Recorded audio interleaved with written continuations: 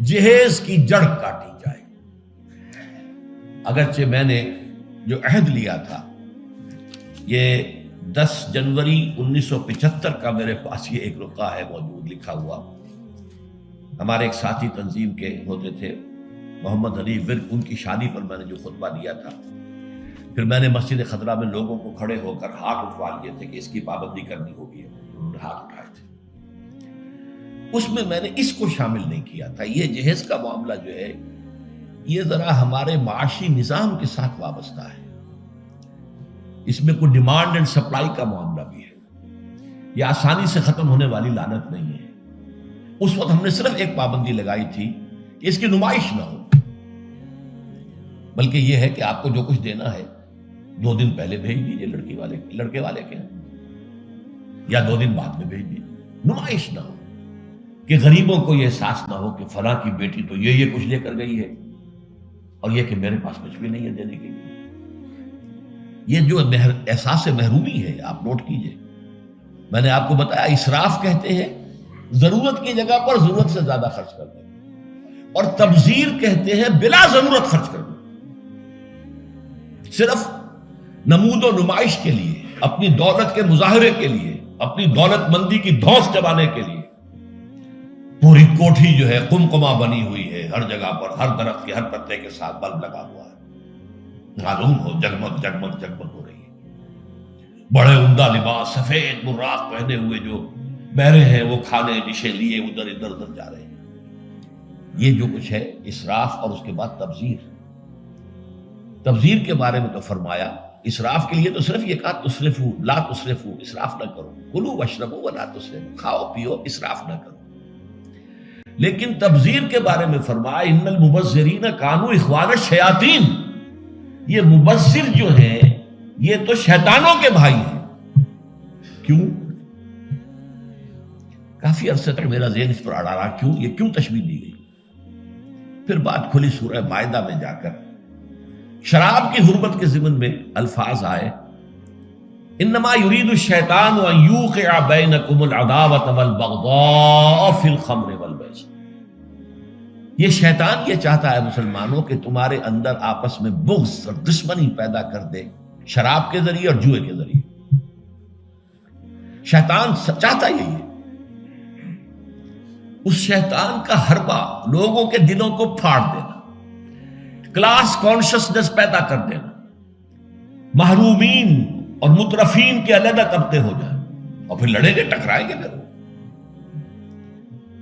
اور یہی کام اس میں ہے، جس گھر میں لڑکی کی شادی پر اس طریقے سے پیسہ جو ہے بہایا جا رہا ہے پانی کی طرح، وہاں کوئی شوفر بھی ہے، ان کا ڈرائیور، کوئی پہرے دار بھی ہے، کوئی خانسامہ بھی ہے، اس کی بیٹی بیٹھی ہوئی ہے، بوڑھی ہو رہی ہے، وہ ہاتھ پیلے نہیں کر سکتا۔ اس کے دل کے جذبات کیا ہوں گے اس وقت؟ کیا یہ اور میں بھائی ہیں آپس میں؟ انما المومنون اخوۃ، یہ واز کہنے کی بات ہے، یہ سب ڈھکوسلے ہیں۔ انما المومنون اخوۃ، یہ ہم بھائی ہیں؟ میری بیٹی بوڑھی ہو رہی ہے، ہاتھ پیلے نہیں کر سکتا، اور ان کے ہاں دولت جو ہے وہ پانی کی طرح بہ رہی ہے۔ یہ دل پھٹ گئے کہ نہیں؟ یہ طبقاتی شعور ابھرا کہ نہیں؟ ان یوقع بینکم العداوۃ والبغضاء فی الخمر والمیسر، عداوت اور بغض اور دشمنی پیدا کر دیں گے۔ بہرحال 5ویں چیز میں عرض کر رہا تھا، جہیز۔ اس زمن میں چونکہ ایک بہت بڑا مغالطہ ہمارے ہاں لوگوں نے پیدا کر دیا ہے، حضرت فاطمہ رضی اللہ تعالی عنہا کے جہیز کا ذکر کر کے۔ اسلام میں قطعاً کسی جہیز کا کوئی تصور نہیں، جو میں کہہ چکا ہوں فلسفہ یہ ہے، لڑکی والے پر کوئی 1 پیسے کا بوجھ نہیں آنا چاہیے۔ حضرت فاطمہ کے جہیز کا معاملہ کیا تھا کہ ان کی شادی اس اعتبار سے یونیک تھی کہ لڑکی کے والد حضور اور لڑکے کے ولی حضور، حضرت علی کا اور کون تھا وہاں؟ اب حضور نے پوچھا، علی تمہارے پاس کچھ ہے مہر دینے کو؟ مہر تو دینا ہوگا نا، مہر تو لازم ہے۔ انہوں نے صاف ہاتھ چھاڑ دیے اپنے کہ میرے پاس تو کچھ بھی نہیں ہے، تو فقراء صحابہ میں سے تھے، جیسا کہ میں نے آپ کو بتایا ابھی، ان کے پاس تو کوئی گھر بھی نہیں تھا، حجرہ بھی ایک انصاری صحابی نے انہیں دیا ہے کہ یہاں آپ اپنی بیوی کو رخصت کرا کے لے آئیں۔ کہ میرے پاس تو کچھ نہیں، فرمایا تمہارے پاس ایک زرہ ہوتی تھی کہ جی ہاں زرہ تو ہے۔ انہوں نے کہا اصل میں سمجھا کہ زرہ تو ایک ہتھیار ہے، جہاد کے لیے ہے، وہ کوئی دولت تو نہیں ہے۔ آپ نے فرمایا جاؤ اسے بیچو یا گروی رکھو، قرض لے کے آؤ، لیکن مہر تو دینا۔ وہ گئے اپنی زرہ لے کر بازار میں آواز لگائی، حضرت عثمان نے خرید لیا 30 دینار یا درہم جو بھی ہے، اس میں رقم کا میں یقین سے نہیں کہہ سکتا، اور بعد میں پھر واپس کر دی۔ اس وقت اگر ویسے ہی دیتے 30 دینار یا 30 درہم تو حضرت علی کی جو غیرت ہے اور خودی ہے اس پر بوجھ پڑتا کہ اس نے مجھے خیرات دی ہے۔ اس وقت تو خرید لی تاکہ کوئی بوجھ نہ ہو، میں نے زرہ بیچی ہے، پیسے لیے، بعد میں واپس کر دی ہدیۃً، یہ آپ کی زرہ واپس ہے۔ وہ لا کے حضور کے سامنے پیسے رکھ دیے گئے۔ حضور نے کچھ تو گھر کے اندر بھجوائے کہ فاطمہ کے لیے وہ خوشبو کو تیاری کی، اچھے کپڑے کو بنائے، اور باقی سے وہ سامان بنا دیا۔ ایک گدا جس میں کھجور کی چھال بنی ہوئی تھی، 2 تکیے کھجور کی چھال کے، ایک مشکیزہ پانی لانے کے لیے کنویں سے، ایک چکی جو یا گندم جو بھی ہوگی پیسنی ہوگی، 1-2 معمولی سے برتن، بس یہ ہے جہیز۔ اور یہ حضرت علی نے جو مہر کی رقم پیش کی تھی اس میں سے حضور نے بنا کر دیا۔ وہ رقم جو ہے حضرت فاطمہ کا حق تھا نا، مہر تو لڑکی کا حق ہے، اسی کے گھر کا سامان بنا دیا۔ اپنے پاس سے حضور نے 1 پیسے کی کوئی شے نہیں دی۔ اس کے لیے یہ بھی دلیل نوٹ کر لیجئے کہ حضور کی اور بھی تو بیٹیوں کی شادی ہوئی کہ نہیں۔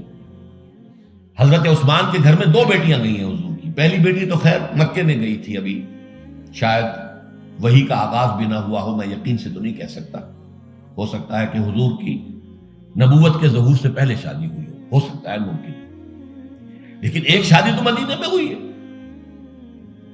اور حضرت عثمان کا گھر بھرا ہوا، ہر شے کا سامان موجود ہے، سامان جگہ موجود ہے، کسی جہیز کا کوئی تذکرہ ملتا ہے؟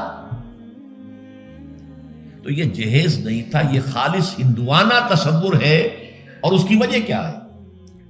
وجہ یہ ہے کہ ہندوؤں میں لڑکی جو ہے، بیٹی جو ہے، وہ وارث نہیں ہے، اسے وراثت میں کوئی حصہ نہیں ملتا، لہذا جب اسے گھر سے رخصت کر رہے تو وہ دان دہیج، یعنی یہ ایک خیرات ہے جو دے رہے ہیں، لڑکی کا حق کوئی نہیں ہے۔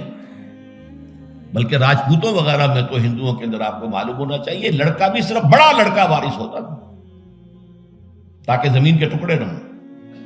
10 مربع ہے تو 10 مربع ہی جائیں گے، چھوٹے بھائی بھی اس کے کمی کاری ہوتے تھے، بس ان کا کوئی حق نہیں۔ یہ اس اپنی فیوڈلزم کو برقرار رکھنے کے لیے، ورنہ 10-12 بچے ہو گئے، تقسیم ہو گیا تو فیوڈلزم تو ختم ہوا پھر۔ ہندوؤں کے ہاں تو یہاں تھا کہ لڑکی کا تو خود سوال ہی پیدا نہیں ہوتا کہ اس کا کوئی حق ہو، تو اسلام نے حق دیا ہے، لیکن یہ ہے کہ اس کا حق ہے، باپ فوت ہوگا اس کی وراثت میں سے حصہ اسے ملے گا، مما قل منہ او کثر، چاہے زیادہ ہو چاہے کم ہو، فریضۃ من اللہ، اللہ کی طرف سے فرض ہے، یہ لازم ہے۔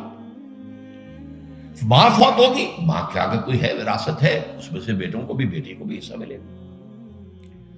لہذا یہ ہندوانہ تصور جو جہیز کا ہے، ویسے تو یہ کہ سرکاری سطح پر تو اگر اس کی کوئی مہم چلے اور محنت ہو اور جدوجہد ہو تو اس کی جڑ کاٹی جا سکتی ہے، لیکن بہرحال ہم نے جو عہد لیا تھا اور جس پر کہ ہم نے پابندی کرائی ہے وہ یہ ہے کہ کم سے کم اس کی نمائش نہ ہو، دکھایا نہ جائے، تاکہ یہ کہ وہ کچھ محرومی کا تصور جو ہے لوگوں کے اندر پیدا نہ ہونے پائے۔ ورفعنا لك ذکر ورفعنا لك ذکر، تیری خوشبو میری چادر، تیرے تیور میرا زیور، تیری خوشبو میری چادر، تیرے تیور میرا زیور، تیرا شیوا میرا مسئلہ، ورفعنا ذکر